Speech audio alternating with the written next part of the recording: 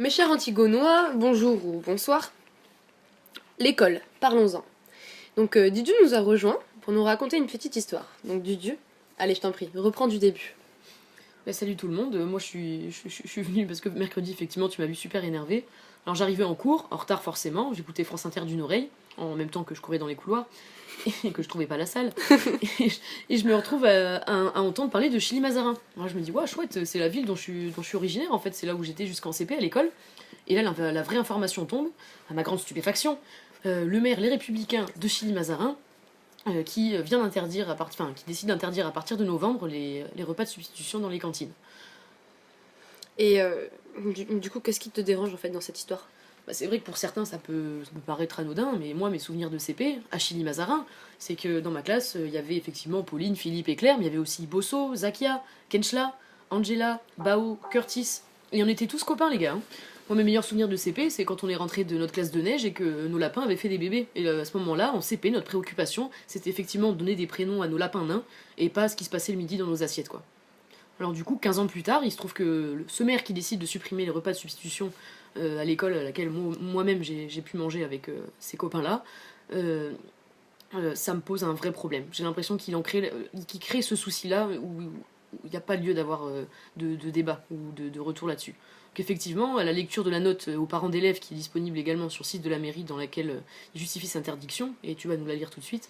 Alors, la majorité municipale ne souhaite plus différencier la composition des repas en fonction d'un interdit religieux qui relève de la sphère privée ou familiale en application du principe de laïcité. Ah là là, la laïcité. Bah écoute, on est parti pour éclaircir ce principe. Allez, on est parti.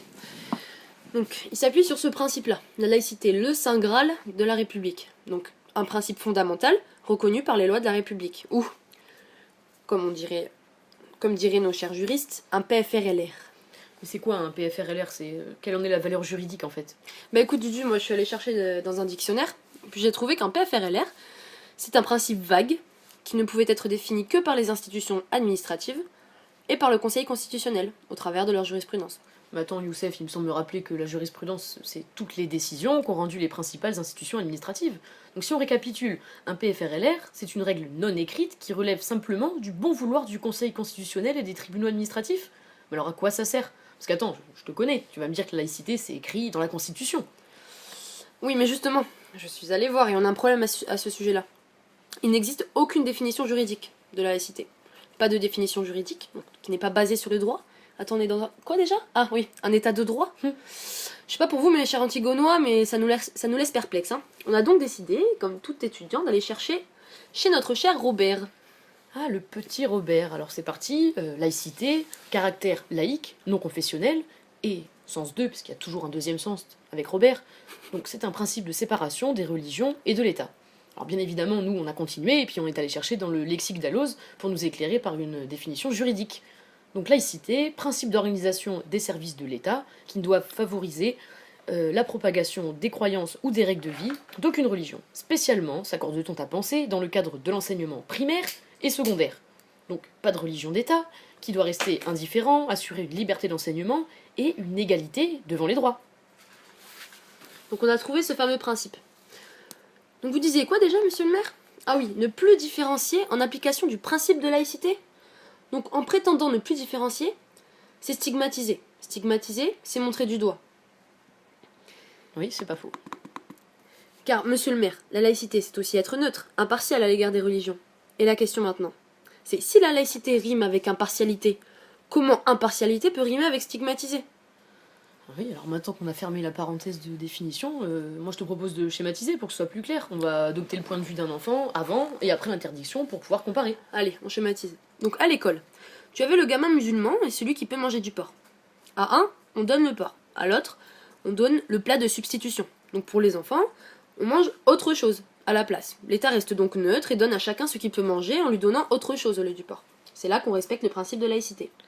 Oui, complètement. Alors que après l'interdiction, quand il passe à la cantine, on a un gamin qui reçoit du porc et les légumes, et l'autre qui ne reçoit que les légumes. Une fois l'interdiction mise en place, donc quand le plat de substitution il est interdit, l'État n'est plus neutre, puisqu'il entre dans la sphère de l'action et qu'il n'est plus dans la sphère de l'indifférence. Et désolé pour monsieur le maire, mais l'État il est dans la différenciation à ce moment-là. Attends, mais c'est un contresens. Relis-moi la phrase de notre ardent défenseur de la laïcité. Ne plus différencier les enfants en application du principe de laïcité. Oui, je pense qu'on a un problème. Reprenons. Donc, du côté de l'enfant qui mange du porc. Donc, il voit son copain qui a le droit, du coup, à la place du porc, à rien. Il se dit, 1, il a rien dans son assiette. 2, il a rien dans son assiette parce qu'il est musulman.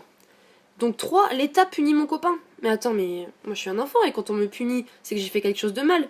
Donc on punit mon copain parce qu'il est musulman. D'accord, 4. Être musulman, c'est donc mal. Et cet enfant, on peut rien lui reprocher parce que c'est ce qu'on lui montre tous les jours. La laïcité, c'est une égalité de traitement. L'État brise notre laïcité à ce moment-là. Oui, puis attends, ça m'interpelle ce que tu dis, parce que si on va plus loin, si on pousse le raisonnement, c'est pire encore si on se met du côté de l'enfant de culture musulmane. On te prive de quelque chose qu'à la base tu aimes, parce que tu es issu d'une culture différente.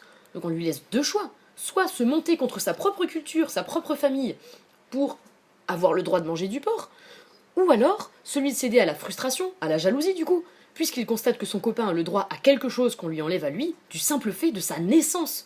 La frustration menant à la colère, moi je veux plus chercher l'origine des clivages. C'est bien notre histoire de différenciation. Le vrai souci, c'est qu'en ne remplaçant plus le porc par quelque chose, on indique que le seul recours, pour les musulmans, c'est celui de se mettre à manger du porc. Hein? Super, génial. Donc, monsieur tout benet ou benet tout, je sais plus trop. Vous en faites un peu trop, non? Et puis vous êtes un peu dans la même logique que la France, tu l'aimes ou tu la quittes. D'ailleurs, s'il y en a que ça gêne d'être en France, je le dis avec le sourire mais avec fermeté, qu'ils ne se gênent pas pour quitter un pays qu'ils n'aiment pas.